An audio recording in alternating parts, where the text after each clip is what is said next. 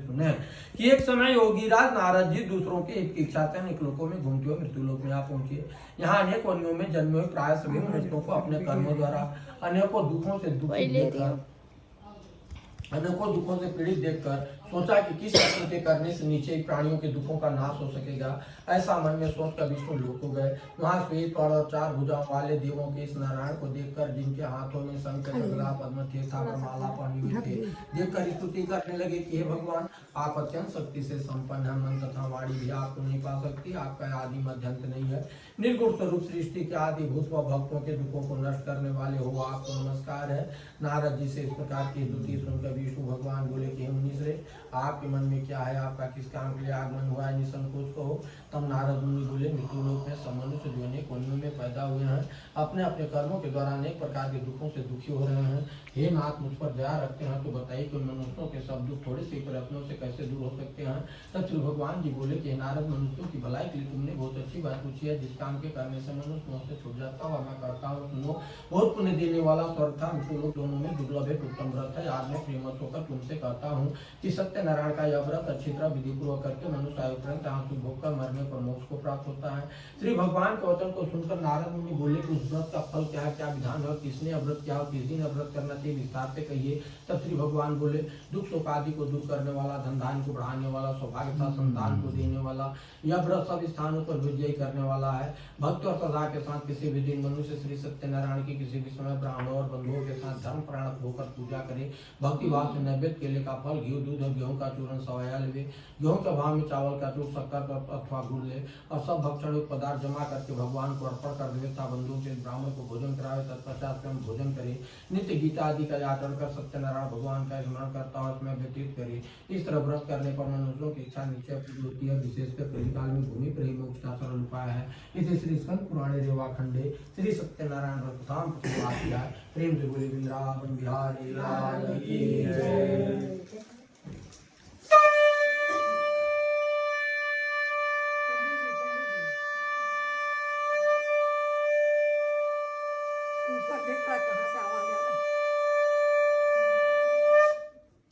आगे सूत जी कहते हैं कि हे ऋषियों, जिसने पहले समय में इस व्रत को किया उसका ख्याल करता हो। ध्यान से सुनो। सुंदर काशीपुरी नगरी में एक अत्यंत निर्धन ब्राह्मण रहता था और भूख और प्यास से बेचैन हुआ नित्य पृथ्वी के ऊपर घूमता था। तो ब्राह्मणों से प्रेम करने वाले भगवान ने उस ब्राह्मण को दुखी देखकर बूढ़े ब्राह्मण का रूप धारण कर उसके पास आदर के साथ पूछा कि हे विप्र, नित्य दुखी हुआ पृथ्वी पर क्यों घूमता है? हे श्रेष्ठ ब्राह्मण, सब मुझसे कहो, मैं सुनना चाहता हूँ। तब ब्राह्मण बोला कि मैं निर्धन ब्राह्मण हूँ, इच्छा के लिए पृथ्वी पर फिरता हूँ। ये भगवान ने दिया, इसका उपाय जानते हो तो कृपा कर कहो।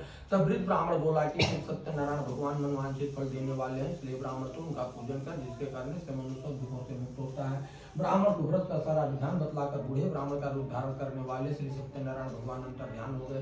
तब जिस व्रत को वृद्ध ब्राह्मण ने बतलाया मैं उसको अवश्य करूंगा। इस प्रकार सोचते उस ब्राह्मण को रात्रि में निद्रा नहीं आई और वह प्रातः काल उठकर श्री सत्यनारायण भगवान का व्रत करने का मन में संकल्प कर और भिक्षा मांगने के लिए चल दिया। उस दिन उसको भिक्षा में बहुत धन मिला, जिससे अपने बंधु बांधवों के साथ उसने श्री सत्यनारायण अच्छा, तेरा नकल बता रहा है। वह ब्राह्मण सब दुखों से छूटकर अनेक प्रकार की संपत्तियों से युक्त हुआ। उस समय वह ब्राह्मण हर मास व्रत करने लगा। इस तरह सत्यनारायण भगवान के व्रत को जो करेगा मनुष्य सब दुखों से छूट जाएगा। इस तरह नारद जी से नारायण ने कहा हुआ यह व्रत मैंने तुमसे कहा, विप्रो मैं अब और क्या कहूँ। तब ऋषि ब्राह्मण से सुनकर किस किसने इस व्रत को किया, हमें सब सुनना चाहते हैं, इसके लिए हमारे मन में श्रद्धा है। तब सूत जी बोले कि हे मुनियों, जिसने इस व्रत को किया वह सब सुनो। एक समय एक ब्राह्मण धर्म के अनुसार बंधु बांधवों के साथ व्रत करने को तैयार हुआ। उसी समय एक लकड़ी बेचने वाला बूढ़ा आदमी आया और बाहर लकड़ियों को रखकर ब्राह्मण के मकान में गया। प्याज से दुखी कढ़ाड़ा उनको व्रत करते हुए देखकर ब्राह्मण को नमस्कार कर कहने लगा कि आप यह क्या करते हैं और इसके करने से क्या फल मिलता है, कृपा करके मुझसे कहो। तब ब्राह्मण बोला कि सब मनोकामनाओं को पूरा करने वाला सत्यनारायण भगवान का व्रत है। इसकी कृपा से मेरे यहाँ धन धान आदि की वृद्धि हुई है। ब्राह्मण से इस व्रत के बारे में जानकर लकड़हारा बहुत प्रसन्न हुआ था। मृत्यु और प्रसाद खाने के बाद अपने घर को गया। लकड़हारे ने अपने मन में इस प्रकार का संकल्प किया कि आज इस नगर में लकड़ी को बेचने से जो धन मिलेगा उसी समय सत्यनारायण देव का उत्तम व्रत करूंगा। यह मन में विचार कर वह बूढ़ा आदमी लकड़ियां अपने सिर पर रखकर जिस नगर में धनवान लोग रहते तो ऐसे सुंदर नगर में गया। उस रोज वहाँ पर उसे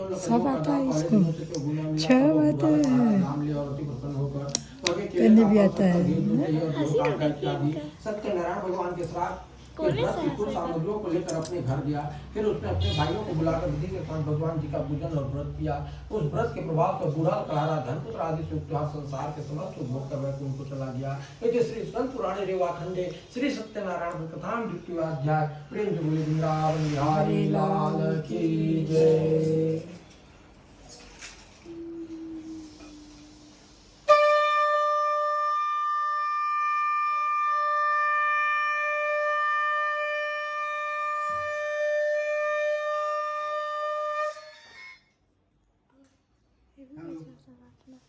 आगे सूत जी कहते हैं कि हे श्रेष्ठ मुनि, मैं आगे की कथा करता हूँ, सुनो। पहले समय में उनका मुख नाम का एक बुद्धिमान राजा था। सत्वत्ता था, प्रतिदिन देवी स्थानों में जाता था और ब्राह्मणों को धन देकर संतुष्ट किया करता था। उसकी पत्नी कमल के समान मुख वाली और सती साध्वी थी। वे दोनों भद्रशिला नदी के तट पर श्री सत्यनारायण भगवान का व्रत कर रहे थे। उसे सुनो, वहाँ एक साधु वैश्य आया। उसके पास व्यापार के लिए बहुत सा धन था। वह नाव को नदी के किनारे में ठहरा कर राजा के पास गया और राजा को व्रत करते हुए देखकर विनय के साथ पूछने लगा कि राजन, भक्तियों से आप क्या करने की इच्छा है, तो आप मुझे बताइए। तब राजा बोला कि साधु अपने बांधवों के साथ पुत्र आदि की प्राप्ति के लिए महाशक्तिमान सत्यनारायण भगवान का व्रत और पूजन किया जा रहा है। राजा के वचन को सुनकर साधु आदर से बोला कि राजन, मुझसे इसका सब विधान कहो, मैं आपके कथनानुसार इस व्रत को करूंगा। मुझे भी कोई संतान नहीं है और इस व्रत के करने से निश्चय होगी। राजा से सब विधान सुन व्यापार से निवृत्त हो आनंद के साथ घर गया। साधु ने अपने स्त्री में संतान देने वाले उस व्रत का समाचार सुनाया और कहा कि जब मेरे यहाँ संतान होगी तब मैं इस व्रत को करूंगा। साधु ने ऐसे वचन अपनी स्त्री लीलावती से कहे। एक दिन उसकी स्त्री लीलावती पति के साथ आनंदित हो सांसारिक धर्म में प्रवृत्त होकर श्री सत्यनारायण भगवान की कृपा से गर्भवती हो गई तथा कर रहा है। उससे सीटी नहीं बज रहा तो क्या करें? और सीटी बजा रहा है। कन्या का नाम कलावती रखा गया। तब लीलावती ने मीठे शब्दों में अपने पति से कहा कि जो आपने संकल्प किया था कि भगवान का व्रत करूंगा, अब आप उसे करिए। तब साधु बोला कि हे प्रिय, इसके विवाह पर करूंगा। इस प्रकार अपनी पत्नियों का आश्वासन दिलाना चला गया। कलावती पिता के घर में धीरे धीरे को प्राप्त हो गई। तब साधु ने जब नगर में सखियों के साथ अपनी पुत्री को देखा तो तुरंत दूत को बुलाकर कहा, पुत्री को आते तो उसे ऊपर देख कर लाओ। साधु की आज्ञा पाकर दूत कांचन नगर में पहुंचा। वहां पर बड़ी खोज करो, देखभाल कर लड़की के पुत्र को ले आया। उस लड़के को देखकर साधु ने अपने बंधु बांधवों के साथ पत्नी अपनी पुत्री का विवाह उसके साथ कर दिया। किंतु दुर्भाग्य से विवाह के समय भी उस व्रत को करना भूल गया। तब श्री भगवान क्रोधित हो गए और श्राप दिया कि तुम्हें दारुण दुख प्राप्त होगा। अपने कार्य में साधु दो बनिया दमाद के सहित समुद्र के समीप स्थित रत्नासारपुर नगर में गया और वहां दोनों ससुर जमाई चंद्रकेतु राजा कृष्णनगर में व्यापार करने लगे। एक दिन भगवान सत्यनारायण की माया से प्रेरित कोई चोर राजा का धन चुराकर भागा जा रहा था। किंतु राजा के दूतों को आता देखकर चोर ने घबरा कर भाग के राजा के धन उसी नाव में रख दिया जहाँ दोनों वैश्य ठहरे हुए थे। जब दूतों ने साधु वैश्य के पास राजा के धन को रखा देखा तो दोनों को बांध कर ले गए और प्रसन्नता से दौड़ते राजा के पास जाकर बोले कि अर्जुन को हम पकड़ कर राजा के प्यार आज्ञा दें। तब राजा की आज्ञा से उनको कठोर कारावास में डाल दिया और उनका सब धन छीन लिया। सत्यनारायण भगवान के श्राप के द्वारा उनकी पत्नी भी घर पर बहुत दुखी हुई और घर पर जो धन रखा था चोरों ने चुरा कर ले गया। सारी को मानसिक पीड़ा था, भूख प्यास से दुखित हो अन्न की चिंता में कलावती एक ब्राह्मण के घर गई। वहां उसने श्री सत्यनारायण भगवान का व्रत होते देखा। फिर कथा सुनी, प्रसाद ग्रहण कर रात को घर आई। माता ने कलावती से कहा था कि हे पुत्री, अब तक कहाँ रही हो, तेरे मन में क्या है? कलावती बोली कि माता, एक ब्राह्मण के घर में श्री सत्यनारायण भगवान का व्रत देखा है। कन्या कैसे वचन को सुनकर लीलावती भगवान के पूजन की तैयारी करने लगी। लीलावती ने परिवार और बंधुओं के सहित श्री सत्यनारायण भगवान का पूजन किया और भगवान से वर मांगा कि मेरे पति और दामाद से घर आ जावे। साथ ही प्रार्थना की कि हम सबका अपराध क्षमा करो। सत्यनारायण भगवान इस व्रत से संतुष्ट हो गए और चंद्रकेतु राजा को स्वप्न में दर्शन देकर कहा कि राजन, दोनों वैष्णव को प्रातः छोड़ दो और उनका सब धन जो तुमने ग्रहण किया था दे दो, नहीं तो मैं तेरा धन और पुत्र आदि संघर्ष कर दूंगा। राजा से ऐसे वचन कहकर भगवान अंतर ध्यान हो गए। प्रातः काल राजा चंद्रकेतु ने सभा में अपना स्वप्न सुनाया। फिर दोनों बड़े पुत्रों को कैद से मुक्त सभा में बुलाया। दोनों ने आते ही राजा को नमस्कार किया। राजा मीठे वचनों से बोला कि हे महानुभाव, भावी ऐसा कठिन दुख प्राप्त हुआ है, अब तुम्हें कोई भय नहीं। ऐसा कहकर राजा ने उनको नए नए आभूषण पहनाए तथा उनका जितना धन लिया था उससे दुगुना धन देकर आदर से विदा किया। दोनों वैश्य अपने घर को चल दिए। इसे श्री स्कंद पुराणे रेवाखंडे श्री सत्यनारायण कथाम तृतीयाध्याय। प्रेम से बोले वृंदावन बिहारी लाल की जय।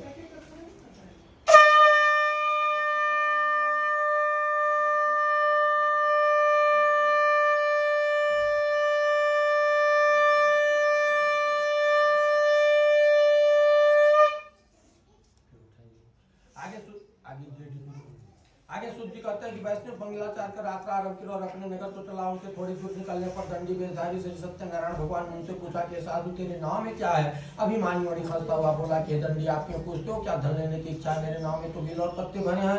वैश्य का कठोर वचन सुनकर भगवान ने कहा जाओ तुम्हारा वचन सत्य हो।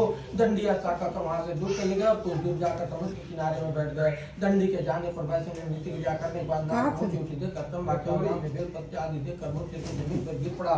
फिर मूर्छा खुलने पर शोक प्रकट करने लगा। तब उसका दामाद बोला कि आप शोक न करें, दंडी का श्राप है तो उन्हीं के शरण में चलना चाहिए, तभी हमारी मनोकामना पूरी होगी। आदि तो होगा उसमें यहाँ लकड़ी को डाल के जल जाएगा। प्रकट करने लगा। तब उसका दामाद बोला कि आप शोक न करें, दंडी का श्राप है तो उन्हीं की शरण में चलना चाहिए, तभी हमारी मनोकामना पूरी होगी। दामाद के ऐसे वचन को सुनकर साधु मणि दंडी के पास पहुंचा और अत्यंत भक्ति भाव से नमस्कार करके बोला कि भगवान आपकी माया से मोहित महादेव आपके रूप को नहीं जानते, तब मैं ज्ञानी कैसे जान सकता हूँ। आप प्रसन्न होइए, मैं सामर्थ्य के अनुसार आपकी पूजा करूंगा। मेरी रक्षा करो और पहले तुरंत मेरे नौका में धन भर दो। उसके भक्ति वचन सुनकर भगवान प्रसन्न हो गए और उसकी इच्छा अनुसार भर देकर अंतर ध्यान हो गए। तब उन्होंने नाव पर आकर देखा कि नाव धन से परिपूर्ण है। फिर वह भगवान सत्यनारायण का पूजन कर सांख्यों से अपने नगर को चला। जब अपने नगर के निकट पहुंचा तब दूत को घर भेजा। दूत ने साधु के घर जा उसकी स्त्री को नमस्कार कर कहा कि साधु अपने दामाद के सहित इस नगर के समीप आ जाए। ऐसा वचन सुन साधु की स्त्री ने बड़े हर्ष के साथ सत्यदेव का पूजन कर पुत्री से कहा मैं अपने पति के दर्शन को जाती हूँ करके आना। माता कैसे वचन को सुनकर कलावती प्रसाद को छोड़कर पति के पास चली गई और अवज्ञा के कारण सत्यदेव ने रोज उसके पति को नाव से पानी में डुबो दिया। तब कलावती अपने पति को न देखकर रोती हुई जमीन पर गिर गई। इस तरह नौका को डूबा हुआ था कन्या को रोता देख साधु दुखित होकर बोला कि प्रभु मुझसे या मेरे परिवार से जो भूल हुई है उसे क्षमा करो। उसके दिन वचन सुनकर सत्यदेव प्रसन्न हो गए और आकाशवाणी हुई कि साधु तेरी कन्या मेरे प्रसाद को छोड़कर आई है, इसलिए इसका पति अदृश्य है। यदि यह घर जाकर प्रसाद खाकर आएगी तो इसे पति अवश्य मिलेगा। ऐसी आकाशवाणी सुनकर कलावती ने घर पहुंचकर प्रसाद खाया, फिर आकर पति के दर्शन किए। तत्पश्चात साधु ने बंधु बांधवों के सहित सत्यदेव का विधिपूर्वक पूजन किया। उस दिन से प्रत्येक पूर्णिमा को सत्यनारायण भगवान का पूजन और कथा करने लगा। फिर इस श्लोक का सुख भोग कर अंत में स्वर्गलोक को गया। इसे श्री स्कंद पुराणे रेवाखंडे श्री सत्यनारायण के प्रधान चतुर्थो अध्याय। प्रेम से बोली वृंदावन बिहारी जय करो जय।